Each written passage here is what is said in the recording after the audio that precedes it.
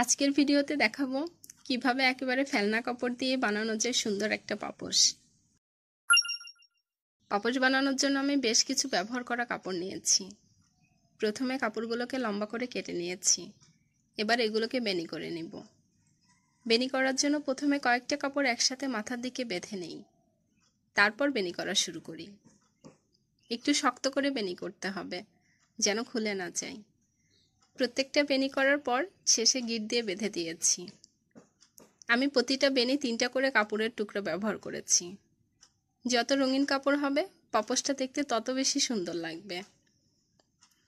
এবার আসল কাজ সেলাই। বেনিগুলোকে এবার একটার সাথে আরেকটা সেলাই করে জুড়ে দিব। সেলাই করার সময় আস্তে আস্তে পুরো পাপোশটা আকার নিচ্ছে। ফেলনা কাপড়গুলো একসাথে জোড়া লাগিয়ে যেন একেবারে নতুন কিছুতে পরিণত হচ্ছে। সত্যি দারুণ একটা অনুভূতি।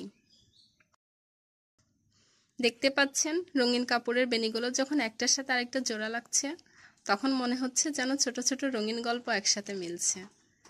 কাজটা করতে করতে এক ধরনের শান্তি ও আনন্দ পাচ্ছি।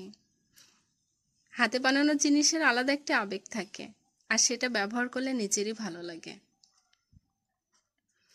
একটু যত্ন নিয়ে সেলাই করলে পাপোশটা হবে অনেক দিন টেকসই। বাজার থেকে নতুন কিনলে হয়তো টাকা খরচ হতো, কিন্তু এখানে কোনো খরচ নেই, শুধু সময় আর একটু পরিশ্রম, আর সৃষ্টিশীলতার আনন্দ তো আছেই। আপনারাও চাইলে ঘরে থাকা পুরোনো কাপড় দিয়ে চেষ্টা করে দেখতে পারেন।